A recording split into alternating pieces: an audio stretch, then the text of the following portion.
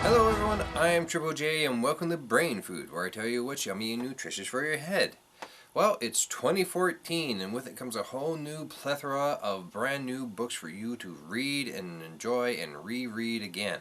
And I'm going to be talking about a book that I've recently reread for the second time, Colette Moody's Parties in Congress. Now, if the author's name sounds familiar, it's because I reviewed a book of hers previously, The Sublime and Spirited Adventures of the Original Sin, a pirate lesbian romance novel set in the 18th century in the Caribbean. And I'm proud to say that this new book, Parties in Congress, is every bit as good as her previous work.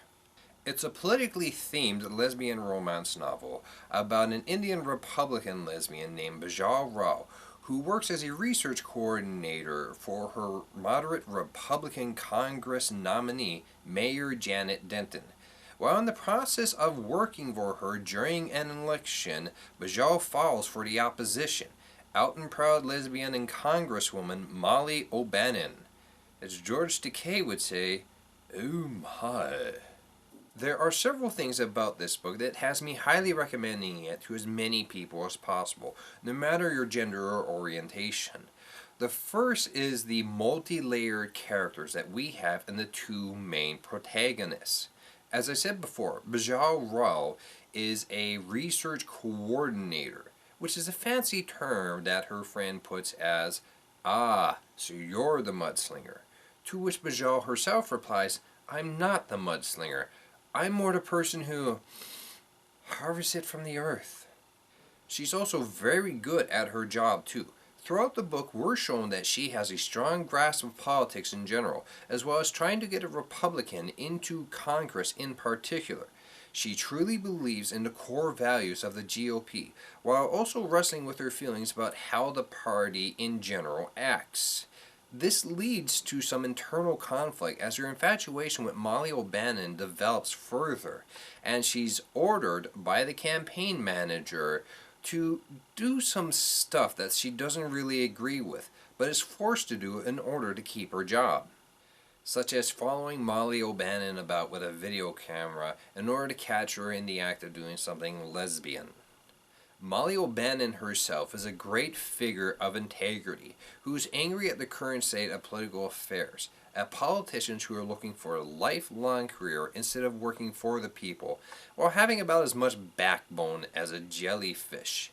She used to work as a CEO of her family business, which was making whiskey, but left in order to enter politics to continue the work of her former love, a nurse who was killed in the bombing of an abortion clinic a few years previously. She's warm, friendly, likable, determined, and also pretty politically savvy herself. Just as an example of her integrity as well as the anger that she has at the current state of political affairs, here's an excerpt of her debate with Mayor Janet Denton over marriage equality. "Putting the civil rights of a minority up for a vote is unconscionable and is nothing more than politicians passing the buck and making a difficult and potentially controversial decision."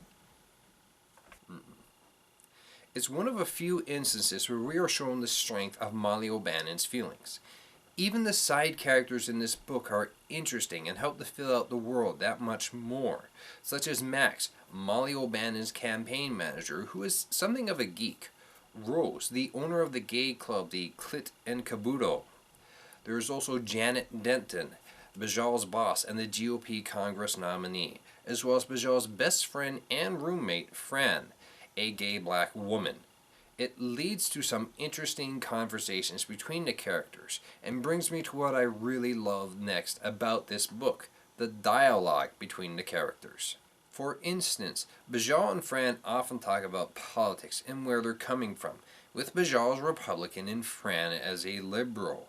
It's really rather refreshing to see two gay women of color talking about something other than men that have a very real impact on their lives. Colette Moody also has a penchant for some really rather colorful metaphors, such as when Bajal is talking to Fran about Molly after Molly gives her a ride home from the gay club, the Clit in Caboodle. She's so confident and smart. She started teaching me about whiskey and bourbon, and I could only stare at her mouth while she was talking. Fran replies, and is that how you ended up too drunk to drive?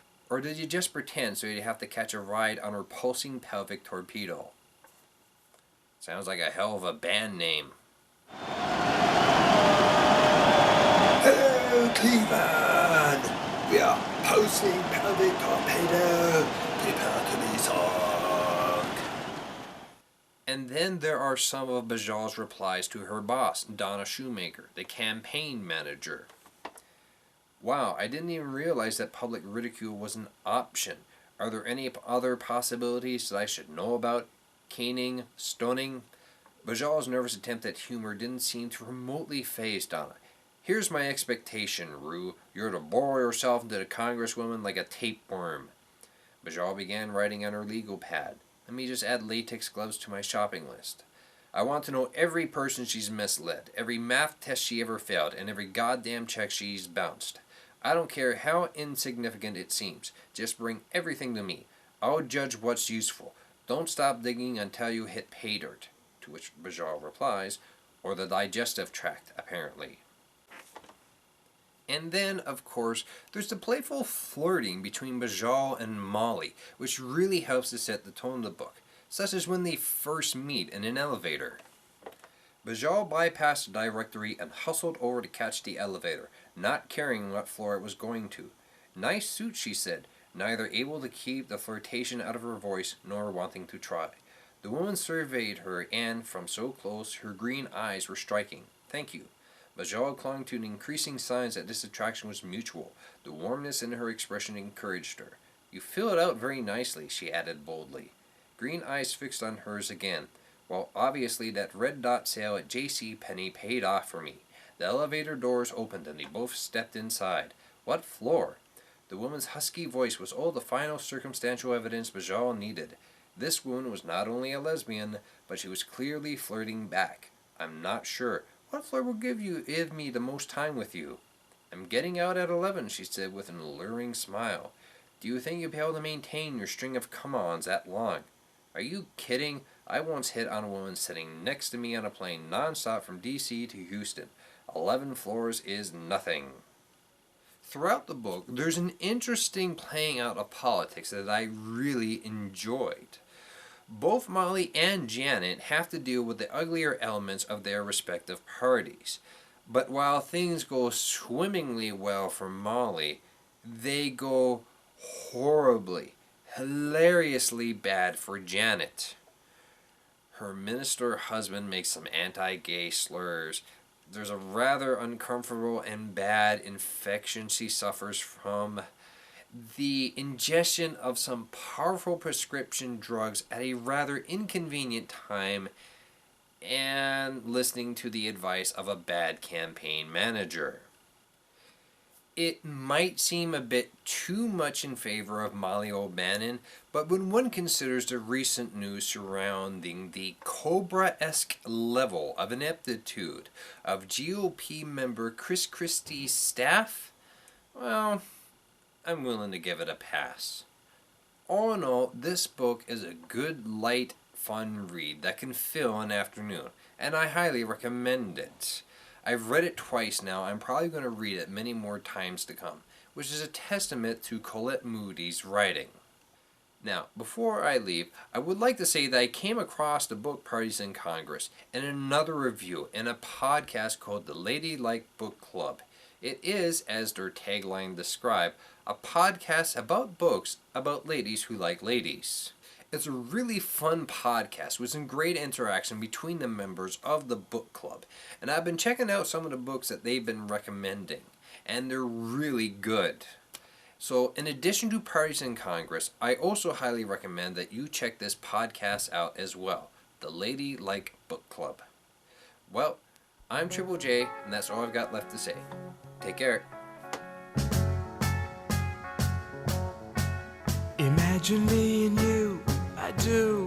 I think about you day and night.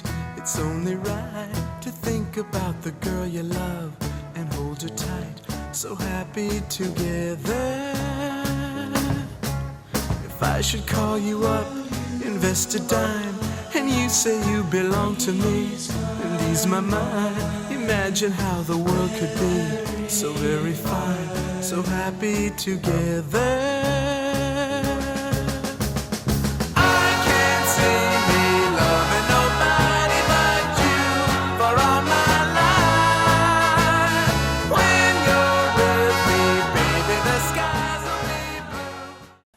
As George Takei would say, oh my.